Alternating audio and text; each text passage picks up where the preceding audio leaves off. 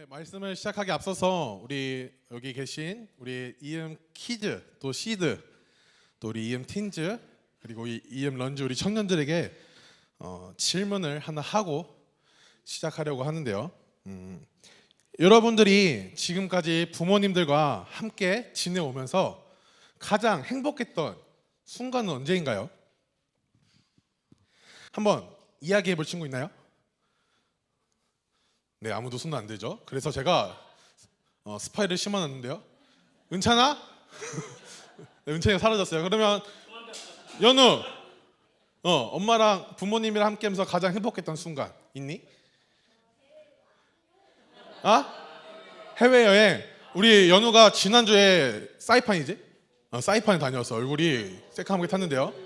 네, 부모님과 해외여행하는 게 즐거웠다, 행복한 순간이었죠. 그다음에 은찬아, 어디 갔다 왔어? 기다렸잖아. 은찬이 엄마 아빠랑 함께 했던 시간 중 가장 행복했던 순간 있어? 은솔 조금 이따 할까요? 몰라요. 좋아요. 은솔이 베트남 여행 갔다 온 거요. 좋습니다. 그러면 다른 질문을 하나 해보려고 해요. 부모님 때문에 마음이 속상했던 그런 적도 있나요? 우리 청년들 중에 혹시 재우 형제 이건 약속된 플레이가 아니지만 혹시 많아요? 좋아요. 네, 우리 여기 계신 성도님들도 누군가의 자녀이시죠? 여러분들도 어린 시절 부모님 때문에 혹은 가족들 때문에 상처 있거나 혹시 서운했던 그런 기억이 있으신지 한번 잠깐 생각해보는 그런 시간이 되길 원합니다.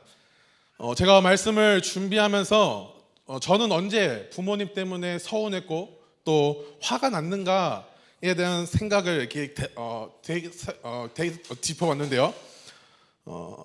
한 가지 떠오르는 일은 제가 중학교 3학년 때 있었던 일입니다. 중학교 3학년 때 이제 고등학교에 진학하기 위해서 특별히 제가 요리를 너무 하고 싶어서 시흥에 있는 한국조리과학고등학교라는 학교에 입학하려고 부모님께 이제 자신 있게 말씀을 드렸습니다. 그래서 이 학교에 가고 싶다라고 말씀을 드렸는데 부모님께서 갑자기 안 돼라고 저에게 답변하셨습니다. 그때 제가 서운했던 것은 뭔가 이유를 설명해주지 않고 그냥 안 돼라고 말씀하셨기에 그것이 너무 저에게 상처이고 또 화가 나기도 했습니다. 시간이 흐르면서 작게나마 부모님의 모습을 옆에서 바라보면서 알게 되는 것은 부모님의 선택은 항상 우리 자녀들을 위한 선택이었고 또 늘 자녀들이 잘 되었으면 하는 그런 마음이 가득하다라는 사실을 알게 되었습니다. 그리고 오늘 그런 마음은 이 자리에 계신 특별히 부모 되시는 우리 모든 성도님들의 마음 가운데도 동일하게 품고 있는 그런 마음이라고 생각합니다. 그렇다면 우리는 이 자녀들을 사랑하는 이 마음을 어떻게 건강하고 또 올바르게 아이들에게 전할 수 있을까요? 그 마음이 아이들에게 닿을 수가 있을까요? 오늘 우리가 함께 읽은 에베소서 말씀에서는 그 방법에 대해서 이야기합니다. 첫 번째로 자녀들을 노엽게 하지 마라 라고 말합니다. 이 말씀은 단순히 아이들의 심기를 건들고 그들이 원하는 것을 다 건들지 말고 아이들이 원하는 것을 다 들어주라 라는 의미가 아닙니다. 이 노엽게 하지 마라 라는 뜻은 자녀들의 마음에 분노나 또 증오하는 그 감정들을 느끼게 하지 말라는 것을 말합니다. 증오나 분노를 터뜨리는 사람이 되게 하지 말라고 이야기하는 것입니다. 그러면 언제 우리 자녀들의 마음에 이 분노가 쌓일까요? 아마도 나를 향한 그 존중과 믿음이 없다고 느낄 때 우리 자녀들은 이런 부모를 향한 노여워하는 그런 마음들이 생길 것입니다. 제가 청소년부 사역을 하면서 아이들과 대화했을 때 가장 많이 듣는 말이 있습니다. 그 어떤 말이냐면 바로 모르겠어요 라는 말입니다. 아이들에게 뭐 먹고 싶어 할 때 모르겠어요, 어디 갈까 모르겠어요 라고 늘 모든 질문에 모르겠어요 라고 아이들은 대답합니다. 처음 그 말을 들었을 때는 너무 답답했습니다. 왜 뭐 하고 싶은 것도 없고 뭐 하는 거지? 라는 생각이 들었었는데 지난 여름 이음 틴즈 여름 수련회에 참석하면서 그때 오셨던 강사 목사님께서 그 아이들이 왜 모르겠어요 라고 대답하는지에 대한 이유를 설명해 주셨습니다. 요즘 아이들은 부모님과의 관계에 있어서 자신의 의견을 말할 때 대부분 이런 말을 듣는다라고 합니다. 이걸 하고 싶어, 이렇게 하면 어때? 라고 질문할 때, 이야기를 할 때 그건 틀렸어 라는 말을 듣는다고 합니다. 이 말 한마디는 자녀에게 부모님은 나를 믿지 않는구나 라는 느낌을 주면서 더 이상 우리 자녀들이 이건 틀렸어 라는 말을 듣지 않기 위해서 모르겠어요 라는 대답을 하면서 그들의 마음을 닫는다고 하셨습니다. 간혹 사람들은 우리 자녀들에게 좋은 것을 주고 싶은 그 마음이 너무나도 커서 우리 자녀들의 진심을 놓칠 때가 있지 않은가 싶습니다.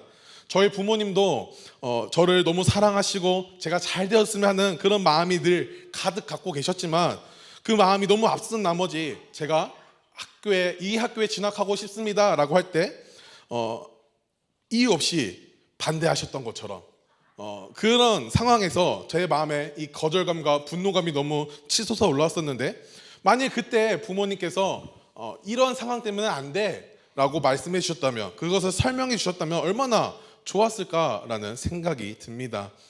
제가 우리 교회 다니면서 또 사역을 하면서 여러분들의 모습을 늘 항상 지켜봤습니다.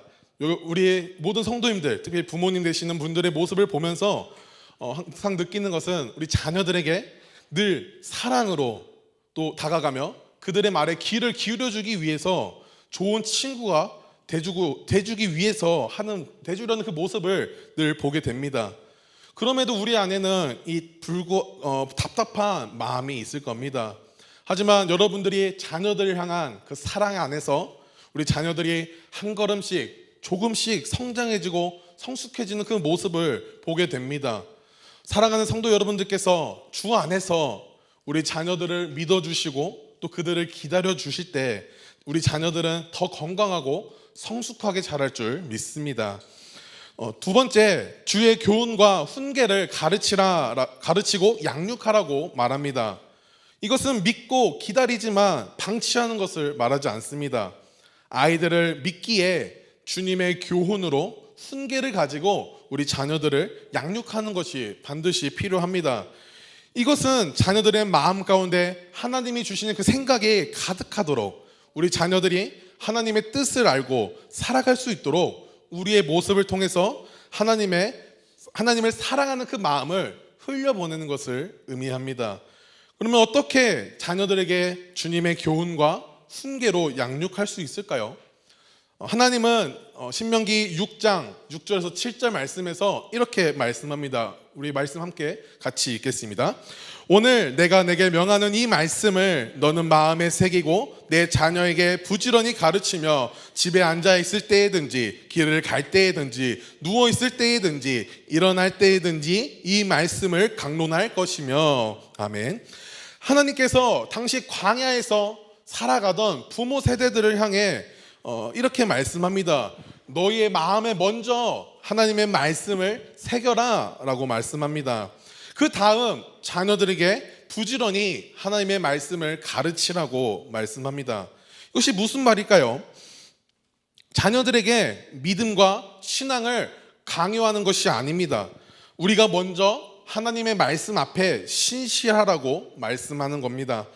그때 우리들의 삶은 자녀들에게 좋은 믿음의 교과서가 될 것이고 그들은 우리를 통해서 우리는 우리는 그들을 하나님께로 인도하는 믿음의 통로가 될 것입니다. 우리가 먼저 하나님을 의지하고 하나님을 찾고 또 하나님의 자녀된 그 모습으로 살아갈 때 우리 자녀들은 여기 계신 여러분들의 그 모습을 보고 주님을 따르는 자로 자랄 것입니다. 부모가 먼저 말씀을 읽고 순종하는 그 모습을 통해 우리 자녀들은 말씀을 사모하는 자로 변화될 것입니다. 우리가 문제를 두고 기도할 때 그 모습을 통해 우리 자녀들은 하나님께 기도하는 자로 변화될 것입니다. 오늘 이렇게 우리가 함께 자녀들과 모여서 예배할 때 우리가 하나님을 예배하는 그 모습을 통해서 우리 자녀들은 하나님을 예배하는 예배자로 변화될 것입니다. 그리고 하나님의 말씀을 기주 삼고 아이들을 때로는 훈계하고 그것을 통해 올바른 길로 나아갈 수 있도록 우리는 늘 힘써야 할 것입니다. 그리고 나서 그 삶의 바탕으로 말씀을 가르치고 생각을 나누는 그 과정 속에서 자녀들이 하나님의 역사를 경험하게 될 것입니다. 아마도 우리 여기 계신 부모님들께서는 신앙 교육을 위해서 날마다 많은 고민과 기도와 또 노력을 하고 계실 것입니다. 그런 거룩한 사명으로 열심히 살아가시는 우리 모든 부모님들을 마음을 다해 존경하고 또 축복합니다. 아직 저는 결혼을 하지 않았고 또 자녀도 없기에 여러분들이 자녀를 향한 그 수고와 섬김이 얼마나 대단한지 다 이해할 수는 없습니다. 그러나 우리 주님께서는 여러분의 모든 것을 다 아시는 분입니다. 우리 주님께서 여러분이 흘린 그 눈물과 여러분이 자녀들을 향해 쏟아낸 그 너무나도 큰 사랑들을 하나님께서 다 기억하실 것입니다. 그리고 그 무엇보다 가장 완전하시고 완벽하신 하나님께서 우리 자녀들을 돌보아 주실 것이고 우리가 그 맡은 사명을 잘 감당할 수 있도록 날마다 우리에게 새 힘을 주실 것입니다. 오늘 이 자리에 모인 우리 모두가 그렇게 일하실 하나님을 믿고 소망하면서 우리에게 맡겨주신 우리 자녀들과 함께 믿음의 길을 걸어가 주시는 우리 모든 성도님들의 삶이 되시길 주님의 이름으로 간절히 소망합니다. 아멘. 감사합니다. 목사님에게 드리도록 하겠습니다. 감사합니다. 예. 우리 주일학교 친구들 갈수록 이 예배 태도와 그런 자세가 너무너무 좋네요. 여러분이 잘하고 성장하는 게 보입니다. 예. 우리 자녀들을 향해서 축복해 줄까요? 너는 하나님의 축복의 통로야. 예. 통로예요. 감사합니다. 네. 이 시간에는 우리 부모님을 공경합시다라는 걸로 오늘 제목이 부모는 노 하지 말고 자녀는 예스 하세요. 이게 우리 두 설교의 이제 제목입니다. 부모는 노 하지 말고 자녀는 예스 하세요. 이 노는 안 돼와 그냥 분노를 얘기하는 거예요. 우리는 모두 우리가 어디에서부터 왔는지를 궁금해합니다. 왜냐하면 어디서부터 왔는지를 알아야 내가 누군지를 알기 때문에 그래요. 옛날부터 족보가 되게 중요하잖아요. 그렇죠? 우리의 집안이 어떤 집안이고 어떤 삶을 살았고 우리가 어떻게 여기까지 왔고 그런 인생의 스토리를 듣는 과정들은 우리의 정체성을 이야기해 주기 때문에 그렇습니다. 그래서 인간은 과학, 철학, 문학, 예술 모든 영역을 통해서 인간의 기원을 다루고 싶어해요. 특별히 전도서 12장 1절에 보면 너는 청년의 때 너가 힘이 있고 너가 생각이 막 팽팽팽 돌아가고 그럴 때 너의 창조주를 기억하라고 말씀합니다.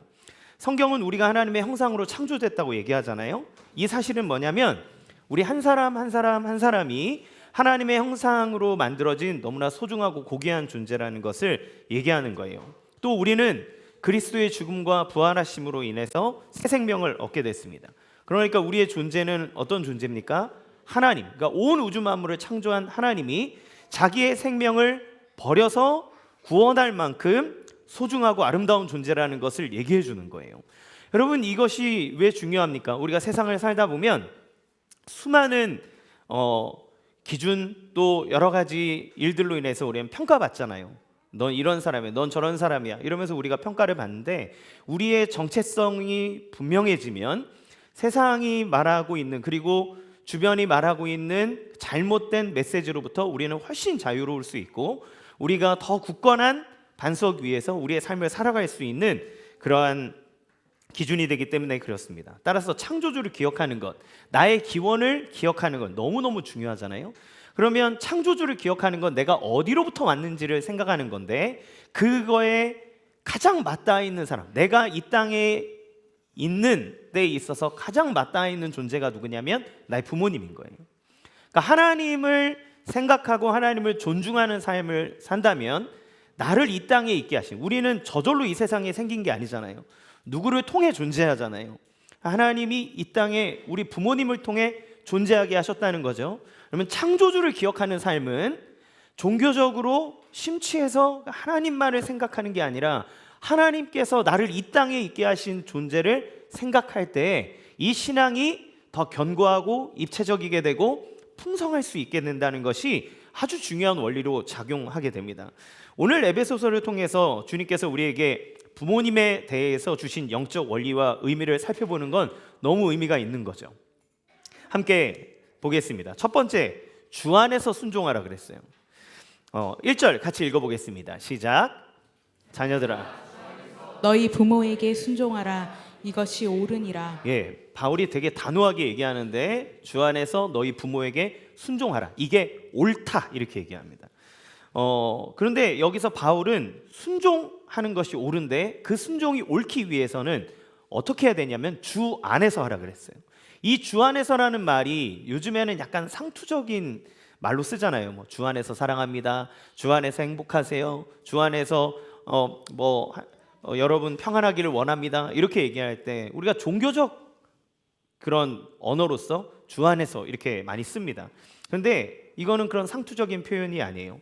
오히려 주 안에서라고 얘기하는 것은 그리스도의 권위가 분명하게 나타나게 하기 위해서 바울이 의도적으로 쓰는 겁니다. 10절 말씀 세 번역으로 읽어볼게요. 시작. 끝으로 말합니다. 여러분은 주님 안에서 그분의 힘찬 능력으로 굳세게 되십시오. 예, 뭐라고 했습니까? 주님 안에서 그분의 힘찬 능력으로. 그러니까 주님 안에 있다는 것은 그분이 갖고 있는 권능과 힘 안에서 한다는 것을 의미하는 거예요. 그분의 힘과 능력은 어떤 겁니까? 우리를 위해서 죽으시고 부활하신 힘과 능력입니다. 그 안에는 사랑의 의도가 있고 사랑의 힘이 있는 거예요. 그리고 승천하셔서 하나님의 주권으로 신앙과 삶의 모든 영역을 다스리시는 왕으로 계십니다. 그러니까 주 안에서라고 하는 건 하나님의 다스림, 그리스도의 통치 안에서 그분의 힘과 권능을 의지하여서 부모님에게 순종하라 이렇게 말하는 거죠. 주님은 이 모든 만물을 다스리는 분입니다. 그의 주권은 악한 세력들, 세상, 사람, 교회 모든 영역에 대해서 집행하시고 이루시는 분이에요. 그러므로 주 안에서라는 말은 우리의 삶이 주님의 통치 안에 있고 그 관계는 내가 관계하고 함께 교제하는 모든 영역, 사람 그 안에서 실현되어야 된다는 것을 의미합니다. 그리고 그리스도의 십자가는 우리의 모든 윤리와 또 윤리에 대해서 모범과 근간이 돼요. 예수님의 행위는 우리를 사랑하셨기 때문에 행한 일입니다.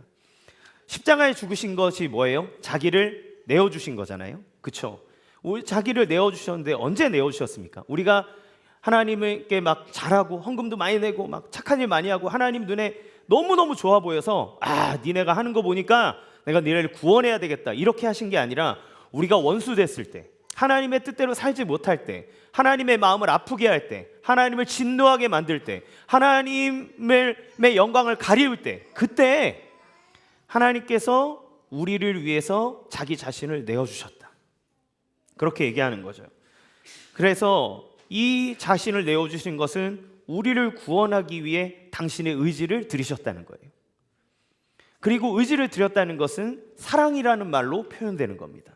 감정적으로 니네 너무 좋아 죽겠어. 니네 너무 예뻐. 그러니까 내가 죽어줄게 이런 게 아니라 원래 상태로는 너희는 내 원수와 같고 나의 마음을 아프게 하고 힘들게 하지만 그러나 나는 너희를 위해서 죽겠다. 너희를 구원하겠다라고 하는 이 의지는 사랑이라는 말로 표현되는 겁니다. 우리는 이제 그리스도의 지배 아래 있는 하나님의 자녀입니다. 그런데 그리스도의 뜻, 우리를 통치하시는 하나님의 뜻이 뭐냐면 너의 부모에게 순종하고 너의 부모를 공경하라는 거예요. 그게 하나님 뜻이라는 겁니다. 그분의 통치를 믿으십니까? 그분이 나의 왕 되시고 주님 되십니까? 그럼 그분이 우리 가운데 당신의 뜻을 얘기하셨는데 너의 부모에게 순종하고 너의 부모님을 존중히 여기고 그 부모를 사랑하라고 얘기하는 겁니다. 그러면 우리가 어떻게 그 부모를 사랑하고 섬기고 순종할까요? 두 번째, 당신의 의지를 사용하라는 겁니다. 여러분, 부모를 공경하는 일은 사실 본능을 거스르는 의지가 필요하다는 걸 얘기해요. 명령하셨잖아요. 10계명의 5계명은 내 부모를 공경하랍니다. 10계명이 10가지 계명이잖아요. 앞에 1계명부터 4계명까지는 하나님과 우리의 관계에 대한 거, 5계명부터 10계명까지는 사람 사이에 이루어지는 사람과의 관계에 대한 이야기를 합니다. 근데 사람과의 관계의 제일 첫 번째 계명으로 하나님 뭘 주셨냐면 내 부모를 공경하라는 거예요. 그러면 명령이잖아요. 공경하라. 무슨 말입니까? 저절로 된다는 얘기가 아니에요. 너의 의지를 가지고 하라는 말입니다. 왜 의지를 가지고 해야 될까? 여러분, 우리는 자녀들을 온 마음 다해 사랑합니다. 물론 우리도 사람이지라, 부모도 사람인지라 성숙하기도 하고 미성숙하기도 한 부분이 있기 때문에 우리의 사랑이 아이들을 다 만족시키는 것은 아니에요. 상처를 주기도 하고 내 부모에게 상처받기도 하고 그러잖아요. 그렇지만 그것이 우리를 사랑하지 않는다는 것은 아닙니다. 간혹 이상한 진짜 그런 이상한 사람들이 있지만 그런 사람들을 제외하고 일반적인 부모라면 자기 자녀를 사랑하는 것은 자기의 본능 안에 있어요. 여러분, 그러면 왜 자녀를 사랑하라는 계명은 없을까? 왜 10계명에 내 자녀를 온 마음 다해 사랑하라 이런 계명은 없을까요? 그럼 굳이 말하지 않아도 우리의 본능이 그 아이들을 보호하고 사랑하도록 작동되기 때문에 그래요. 사랑은 내리사랑입니다. 그래서 아이가 태어나면 그 아이를 보호하고 키우고 자라게 하기 위해 부모는 모든 사랑을 합니다. 그래서 자녀들에게 관심을 갖고 필요를 위해 본능적으로 최선을 다합니다. 그 안에는 사람이 영혼을 향한 갈망이 있기 때문이라고 사회학자들이 얘기해요. 그래서 자녀는 자기의 분신 같은 겁니다. 내가 죽어도 자녀들이 남아있으면, 우리 가문이 남아있으면 영원한 것처럼 느끼는 거죠. 그래서 부유한, 그러니까 소위 세상에서 말하는 명문 가문이라고 하는 가문들은 대대로 자기들의 유산과 그 이름이 사라지지 않기를 위해서 어마어마한 돈을 써요. 그 가문이 살아남도록 하기 위해서. 그건 영혼을 갈망하는 마음이라고 얘기하는 거예요. 우리가 사라지지 않도록. 그러니까 다음 세대를 키우는 거는 그 영혼에 대한 갈망이 있는 거죠. 에릭 에릭슨이라는 심리학자는 성인이 가진 성숙한 심리의 상태를 생성감이라는 말로 표현을 했어요. 이 생성감이라는 건 이 시기의 인간은 다음 세대를 위해 의미를 남기려고 한다고 합니다. 그래서 자신이 생산한 대상, 그러니까 자녀죠. 그리고 돌봐줘야 될 어떤 대상들, 이런 대상들을 양육하고 배려하고 격려하는 과정 안에서 내가 살아있음을 느끼는 이 생성감을 느끼는 거예요. 근데 이걸 못하면 자기 침체에 빠지거나 자기 정체에 빠지게 됩니다. 그러니까 우리는 본능적으로 다음 세대를 향한 마음을 갖는 거예요. 이거는 본능입니다. 그래서 그 본능에 대한 것들은 하나님이 우리에게 주셨기 때문에 남겨두지만, 그렇다면 너의 의지를 들여서 너의 부모를 공경하라고 말하는 거예요. 의지적이라는 말은 온 마음으로 공경하는 마음이 우러나서기도 하겠지만, 그러지 못할지라도 구원의 은혜와 능력을, 우리를 다스리시는 그리스도의 은혜를 의지해서 주 안에서 너의 부모를 공경하라고 말하는 겁니다. 어떤 분은 부모님을 진짜 존경하는 분이 있을 거예요. 부모님이 성품이나 삶의 모습이나 성취나 모든 부분 안에서 너무 인격적이고 너무 잘 이루어 놓으시고 우리에게 부족함 없이 채워줬다고 느끼기 때문에, 아, 나는 내 아버지가 내 롤모델입니다. 나는 아버지를 존경합니다. 우리 어머니 존경합니다. 이런 분들도 있을 겁니다. 또 어떤 분은 난 우리 엄마한테, 우리 아빠한테 상처받고 나에게 해준 게 없고 나는 참 이 관계 안에서 너무 어려웠어 라고 얘기하는 분도 있을 거예요. 근데 의지를 드리라는 말은 뭐냐면, 너의 부모가 어떠하든 하나님은 너가 너의 부모를 공경하는 것을 원한다. 그것이 하나님이 가장 원하는 뜻이라고 말하는 겁니다. 창조주를 기억하는 사람, 우리를 죄에서 구원하여 새 생명을 주신 구원자를 믿고 살아가는 자의 삶의 열매는, 하나님은 진짜 잘 믿고 하나님의 은혜를 사모하고 내가 받을 수 없는 은혜를 받았다고 여기는 사람은 하나님이 우리의 진짜 아버지 되시기 때문에 그의 사랑을 통하여서 우리 육신의 부모님이 비록 부족하고 연약하다 할지라도 그분을 공경할 수 있는 힘과 열매를 맺을 수 있게 되는 거예요. 특별히 그리스도께서 십자가에서 자기를 내어주신 것처럼 그 사랑의 권능이 우리 부모를 공경하는 동기이자 모형이 되는 겁니다. 신앙이 성숙할수록 우리는 우리의 의지를 들여서 우리의 부모님을 사랑하고 공경하기 위해 애쓸 수 있는 힘이 생깁니다. 여러분, 이 의지를 드리면 좋겠어요. 이 의지가 우리에게 필요합니다. 세 번째, 이 의지를 드려야 되는 이유는 뭘까? 세 번째는 시간이 흐르고 있음을 기억하십시오. 시간이 멈춰져 있지 않아요. 그렇게 크고 단단해 보였던 아버지가 어느 순간 작게 쪼그라들어 있는 모습을 보게 됩니다. 작게 느껴질 때가 있어요. 한없이 크고 다 품어줄 것 같던 우리 엄마 품이 어느샌가 이렇게 자꾸 왜소해져 있다는 것을 우리는 어느 순간 발견하게 됩니다. 어느덧 우리 부모님은 작아지고 내가 더 커지는 때가 옵니다. 어느덧 부모님에게 경제적 의지를 하고 살았었는데 근데 어느 순간부터 나의 경제적 능력이 올라가고 그 부모에게 무언가를 드리고 섬기는 그런 삶을 살아갑니다.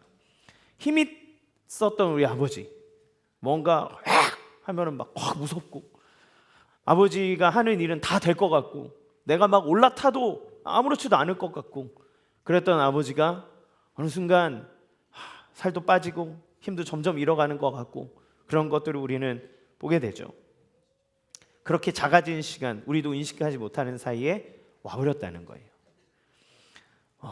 우리는 자칫하면 하나님의 질서 안에 있지 않으면 그 억눌림과 아픔 속에 갇혀 살면 이제 내가 돈 좀 벌면 부모님을 무시하거나 아니면 내가 더 힘을 가질 때 그런 부모님에 대한 공경하는 마음을 의지적으로 갖지 않으면 우리는 하나님의 질서를 깨버리는 삶을 살게 된다는 걸 우리는 늘 기억해야 됩니다. 그리고 그 부모님이 우리를 영원토록 기다려주지 않는다는 거예요. 지난 주일 아버지 추모 예배를 위해서 어머니 집에 다녀왔습니다. 가서 식사하면서 어머니랑 이렇게 이야기를 하는데 어머니 어렸을 때 이야기, 뭐 외삼촌 이야기, 뭐 다 하다가 외할머니 이야기 막 했는데 갑자기 우리 엄마 얼굴에서 외할머니 얼굴이 탁 보이는 거예요. 네, 저희 외할머니 가시면 외할머니가 진짜 몸이 약하셨거든요. 그런데 참 희한하게도 제일 장수하셨습니다. 네.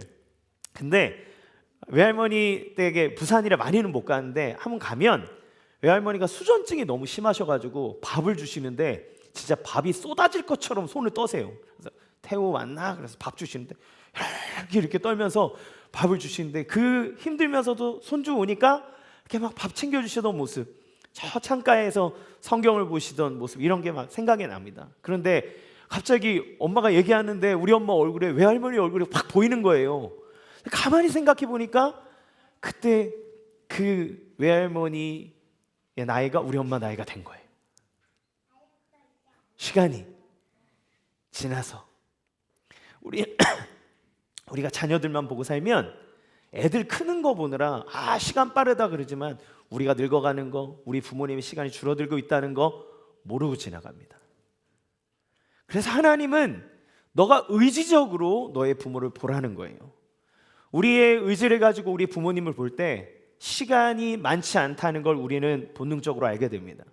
그러면 이 시간이 얼마나 소중한지를 깨닫게 돼요. 우리가 상처를 받기도 하고 아픔을 갖기도 하고 가정 안에 다툼과 어려움이 있지만 그럼에도 불구하고 화해하고 사랑하고 서로를 보듬어 줄 날이 그렇게 많지 않다는 것을 우리는 압니다. 그리고 우리의 시간도 그렇게 많지 않다는 것을 알아요. 그러기에 우리의 삶에 있는 나의 부모님과 하는 시간, 이제는 매일 같이 보지도 않잖아요. 떨어져서 명절에 한번 아니면 어떤 계기를 마련해서 계속 가지 않으면 뵙기 어렵잖아요. 뭐 시대가 좋아서 영상통화한다 그러지만 같이 부비고 이야기하고 두런두런 말하고 밥 먹고 이거 안 되는 때도 많잖아요. 우리 삶 사느라 바쁘잖아요. 아이들 양육하고 공부하고 그 아이들 미래를 챙기느라 바쁘잖아요. 그러니까 의지를 들이지 않으면 그 시간을 우리가 확보할 수 없고 나중에 땅을 치며 후회합니다. 우리나라는 유교적 문화 아래 그 조상을 섬기는 거에 아주 진심인 나라잖아요. 근데 여러분 죽어서 제사상 미친 듯이 차려줘도 의미 없습니다. 있을 때 잘하는 겁니다. 있을 때 화해하고 마음을 표현하고 삶을 나누는 거예요. 그런데 되게 웃긴 게 뭔지 아십니까? 우리 어머니가 나이가 그렇게 드시고 막 그러는데도 여전히 어머니는 제 걱정을 합니다. 강 목사 이거 이런데 교회는 괜찮나? 괜찮다. 엄마가 기도하고 있다. 아무 걱정하지 마라. 너 이거 뭐 준비하다던데 돈은 있나? 어떻나? 막 계속 물으세요.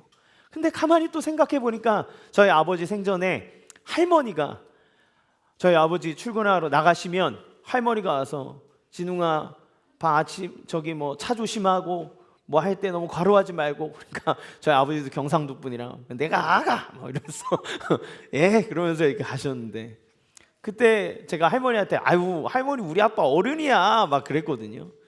근데 엄마에게는 아빠에게는 아들이 딸이 여전히 물가 내놓는 아이 마냥 이렇게 불안해하는 것이 부모의 마음인 거죠. 물론 우리는 모두 다 미성숙합니다. 우리는 내가 경험해 보지 못한 걸 하기가 어려워요. 저희 아버지도 아버지 사랑을 많이 못 받으셨거든요. 왜냐하면 아버지가 9살 때 할아버지가 돌아가셨어요. 호르머니 밑에서 크셨어요. 그러니까 아버지의 역할로 아들에게 뭐를 해줘야 되는지 저희 아버지 엄청 시행착오를 많이 하셨습니다. 저는 어렸을 때 초등학교 6학년 때 처음으로 아버지랑 어머니랑 극장을 갔어요. 그 전에는 저희 이모부 따라 극장 갔습니다. 저희 아버지 따라서 이제 막 아버지 테니스 치는 데 가서 놀기도 했지만 그건 아버지 테니스 치러 간 거지 저희를 위해서 간 건 아니잖아요. 그렇죠? 예. 근데 아버지가 저희를 싫어하고 미워하고 관심이 없어서가 아니라 어떻게 놀아줘야 되는 걸 잘 모르시는 거예요. 근데 어느 날 이렇게 보시더니 우리 가족 다 같이 외식하자. 우리 가족 다 같이 영화 보러 가자. 그래서 처음으로 아버지랑 어머니랑 가서 본 영화가 슈퍼 홍길동.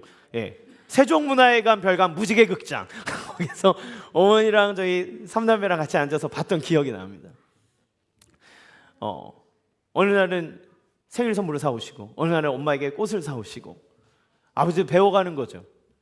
그런데 우리는 때로는 섣불리 그 무언가 비교하면서 우리 아빠는 우리 엄마는 이런 걸 몰라. 그런데 부모님도 몰라요. 다 몰라요. 그래서 주님이 얘기하시는 겁니다. 너의 자녀를 노엽게 하지 말고, 그리고 너는 너의 부모를 의지를 다해 공경해라. 존경할 만해서가 아니라 사랑할 만해서가 아니라 내가 너희를 원수 가운데서 너희를 사랑했던 것처럼 내 질서를 기억하고 그렇게 해라. 그러면 너희의 날이 길고 내가 너에게 복을 줄 것이다. 하나님이 계명을 주시는데 축복의 약속을 주는 첫 번째 계명이 네 부모를 공경하라는 거예요. 그만큼 중요하다는 겁니다. 그게 하나님의 원리예요. 하나님이 약속을 주신 첫 계명입니다. 말씀을 마무리하겠습니다. 부모 공경은 하나님께서 약속을 하신 복이 담긴 소중한 계명입니다. 여러분, 주님의 은혜와 주님의 능력 안에서 하나님 앞에 여러분의 마음을 드리고 여러분 부모님을 공경하는 것에 힘쓰시기 바랍니다. 우리 주일학교 친구들, 여러분 부모님에게 사랑합니다 뽀뽀해드리고 네, 부모님 축복합니다 하고 항상 우리 그래 맞아 바로 실천하는 우리 아이들 너무 멋져요. 그렇죠? 이번 명절 다 대이동해서 우리 가족들을 보게 될 텐데 그냥 밥 먹고 용돈 주고 세뱃돈 주고 그냥 의미 없는 물론 돈도 주십시오. 아이들에게 그런데 그냥 그걸로 의무를 다했다 생각하지 말고 시간이 길 수도 있지만 이번 명절 여러분 의지를 다하여 여러분 부모님을 공경하는 시간 갖기를 원합니다. 형제간에 우애하는 시간 갖기를 원합니다. 쓸데없이 청년들 불러놓고 결혼은 언제 하니 이런 거 물어보지 마시고 노엽게 하지 마십시오. 그들의 인생을 존중해주고 그들의 길을 이제 성인으로 가는 모든 삶 안에 응원해주고 축복해주시고 기도해주십시오. 그렇게 주 안에서 그 질서를 이뤄갈 때 하나님이 주시는 놀라운 은혜와 행복이 우리의 삶 가운데 넘쳐날 줄로 믿습니다. 이번 명절 여러분 가정 안에 하나님 주신 은혜와 축복이 가득하기를 주님의 이름으로 간절히 축원합니다. 이 시간 같이 함께 찬양하겠습니다.